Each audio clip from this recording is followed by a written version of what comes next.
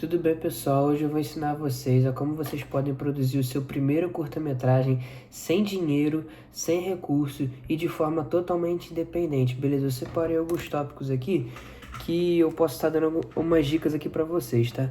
Então, galera, o processo de produção de um filme é dividido em 3 etapas, 4 na verdade, mas aqui a gente vai focar em basicamente 3. A primeira etapa é a pré-produção, que é aqui onde a maioria dos projetos morrem por não saberem como proceder da melhor forma correta. Foi mal que eu tô meio, tô alérgico aqui, né? Então vou meio que tô com o nariz um pouco irritado. A segunda que é a produção, que é nada mais que a mão na massa. E a terceira que é a pós-produção. E eu vou ensinar aqui, né, como você pode conseguir ir avançando até cada uma, até chegar ao lançamento, que é a etapa depois da pós-produção, tá? Ainda tem o marketing ali, mas eu vou falar de uma forma bem resumida, tá? Então, primeiro é a pré-produção.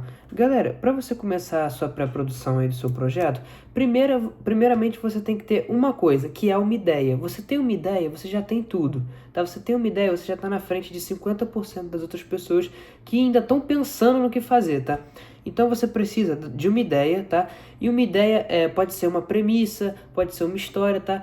Essa ideia vai ter que ser sobre um gênero, né? Aí pode ser tanto sobre fantasia, sobre terror. No meu caso, eu me especializei mais na questão da fantasia, da aventura adolescente, mas tem outros gêneros também que você pode ir flexionando, né? Você não precisa ser só um diretor de um gênero só, né?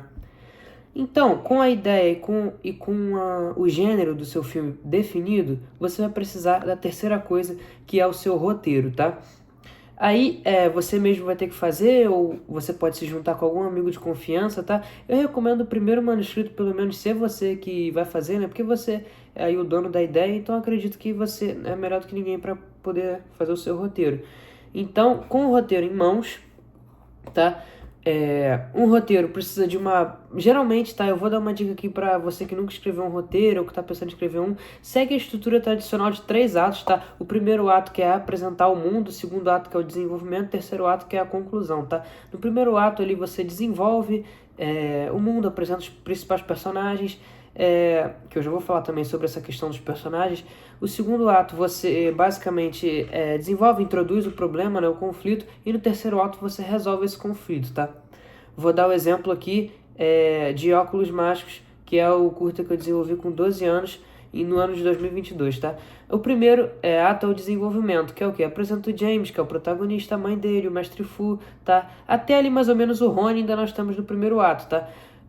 O segundo ato é o quê? Onde nós apresentamos aí o problema protagonista, que é o quê? Tem um bruxo maléfico que quer roubar os óculos do garoto, tá? Então esse aí é o problema. E no terceiro ato que esse problema vai ser, entre aspas, solucionado, tá? Se você pensar numa saga a longo prazo, você não precisa resolver tudo no primeiro filme, tá? Mas o terceiro ato ele tem que resolver pelo menos parcialmente esse problema, tá? Que é o quê? Ou o vilão não consegue, ou o vilão foge, enfim. Vocês estão entendendo o que eu tô falando, né? Então você precisa aí de um roteiro, né? Escrever bons diálogos, né? São sempre bons. Ou você pode também abraçar a zoeira, fazer um filme mais zoeiro, ou você pode tentar seguir por um caminho mais sério. Aí vai depender do que você realmente quer, né, para o seu projeto. Aí partindo disso do roteiro, você vai notar que você precisa de uma coisa que é basicamente o pilar da sua história. O pilar da sua história, vou passando aqui minha experiência, tá? O pilar da sua história não tá nos diálogos, não tá nas situações, não tá nas cenas, não tá na direção, mas sim nos personagens. É de extrema importância que você tenha personagens marcantes, personagens cativantes que vão fazer o público se lembrar da sua história, que vão fazer as pessoas assistirem o seu filme e depois de um tempo, né, relembrar como algo que... algo familiar, como se aqueles personagens fossem algo familiar para as pessoas.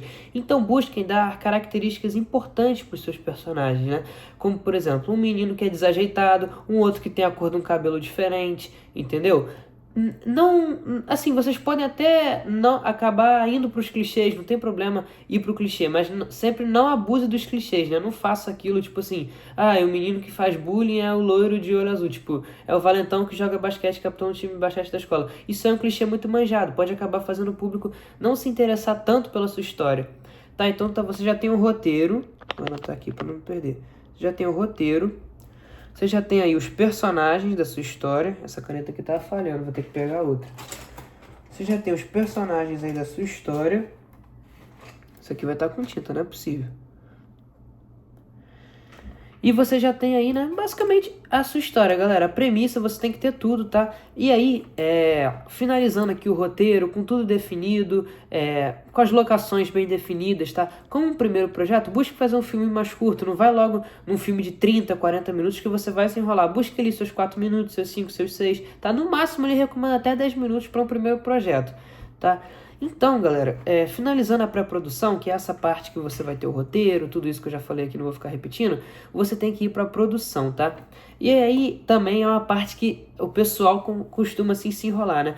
Então, vai depender muito da sua história. Se a sua história tiver apenas um personagem, como a maioria dos diretores que começam assim, buscam fazer a história com o menor número de personagens possíveis, é um bom caminho para você seguir. Mas se a sua história tem ali um núcleo de personagens, tem ali o mentor, o melhor amigo, o vilão, um exemplo, tá? Você vai precisar de uma coisa chamada amigos que estejam dispostos a te ajudar. Então escolham pessoas de confiança, que você sabe que não vão abandonar o projeto no meio, porque isso pode ferrar completamente com o que você está fazendo.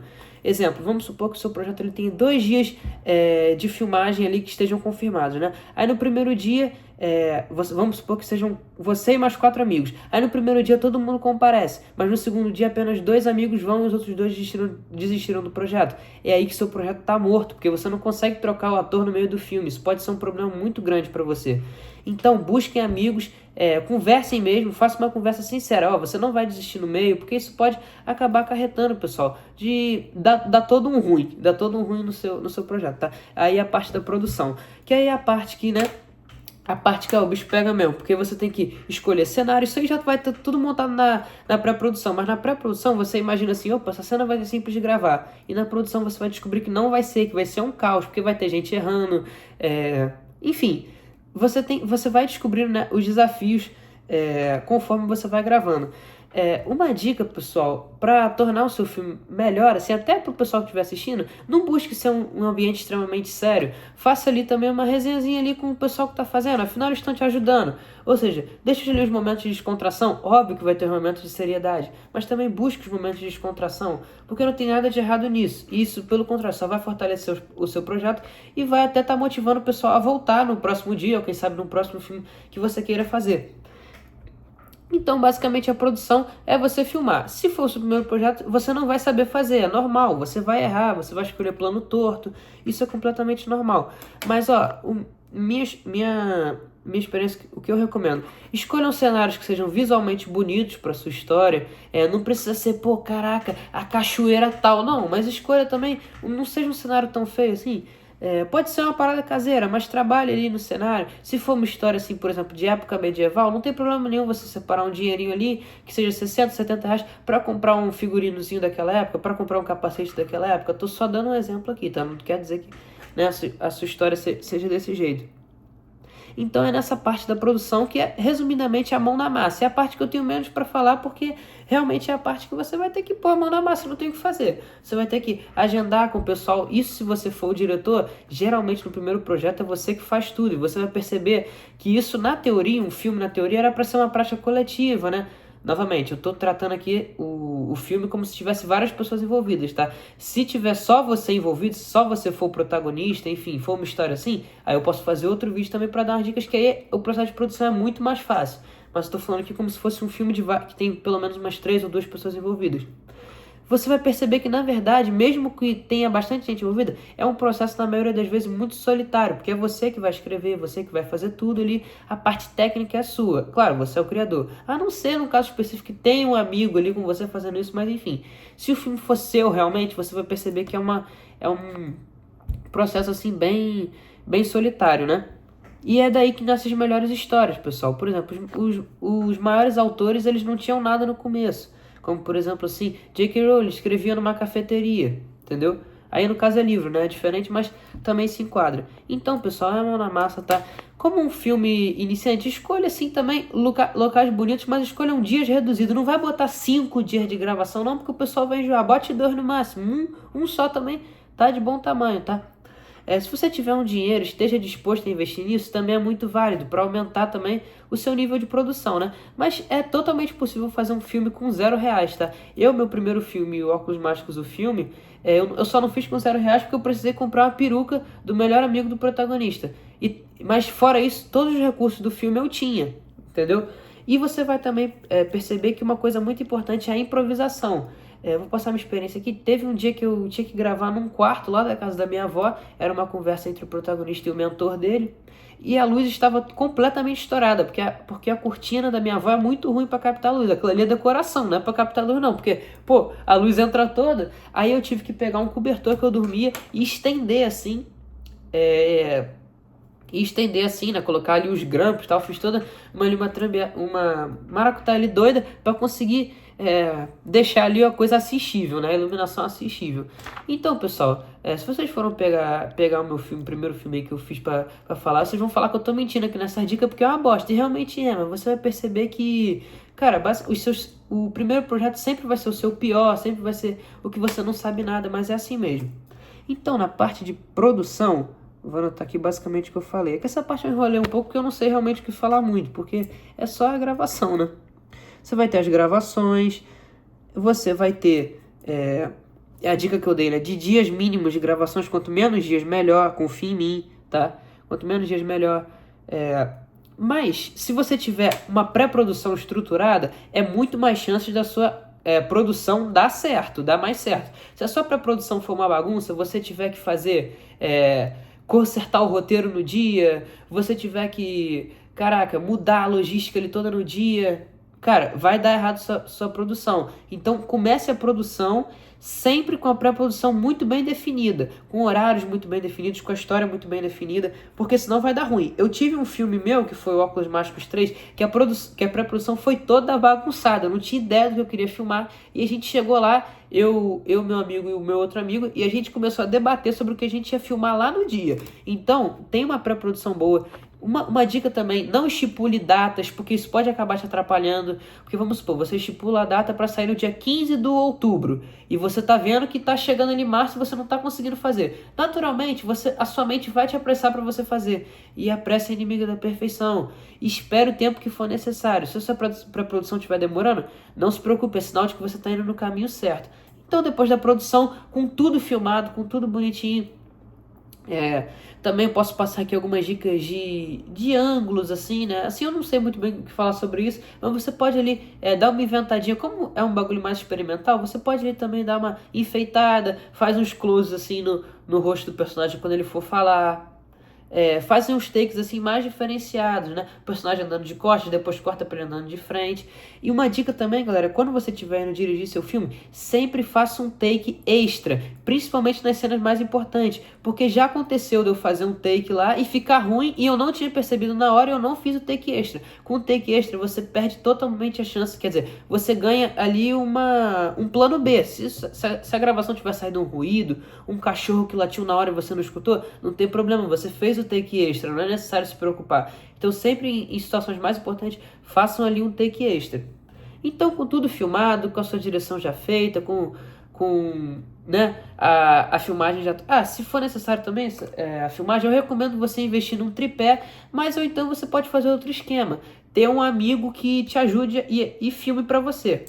Até hoje eu já fiz 6 curtas-metragens, tá? Quer dizer, 4 curtas-metragens e 2 médias-metragens.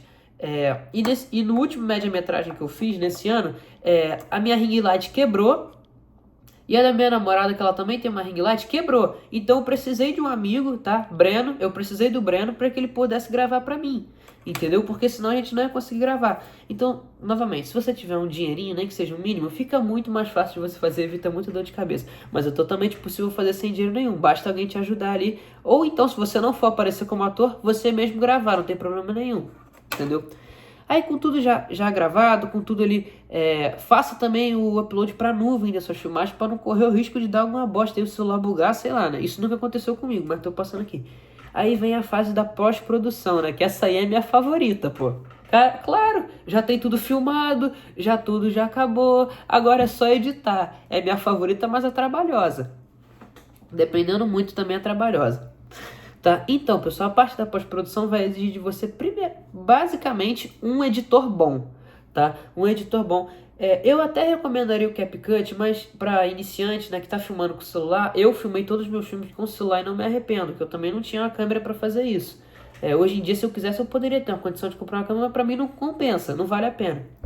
Então, se você tiver feito seu filme no celular, ou você quiser editar pelo computador, cara, pelo computador eu não vou ter muita dica pra dar, porque eu não tenho experiência nenhuma com editar no computador. Inclusive, não consigo, eu acho muito ruim. Também meu PC é ruim. Mas pro celular, eu tenho a dica do CapCut. Se fosse há um ano atrás esse vídeo, eu recomendaria o CapCut pra você, porque ele é gratuito, né, entre aspas, hoje em dia não é tão mais, e é de boa pra você editar, você aprende rápido.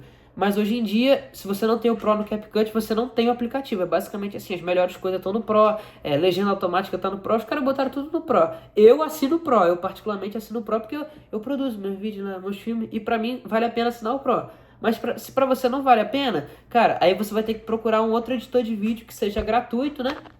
E que seja bom. Eu assino o Pro do CapCut, tá? Tem também um esquema, se eu não me engano, tem como você fazer isso, de você criar vários e-mails e ficar fazendo teste grátis no Pro do CapCut. Mas eu não tenho certeza se tem como realmente fazer isso. Eu sei que eu já fiz isso uma vez e deu certo. Mas enfim, você vai precisar de um bom editor de vídeo, tá? Uma coisa também sobre a produção que eu acabei esquecendo de falar, uma dica, é sobre o som. Pessoal, geralmente, se você não tem microfone, evita ao máximo cena externa, tá? O que eu quero dizer com isso? Sem microfone, cena externa pode acabar se tornando inviável para você.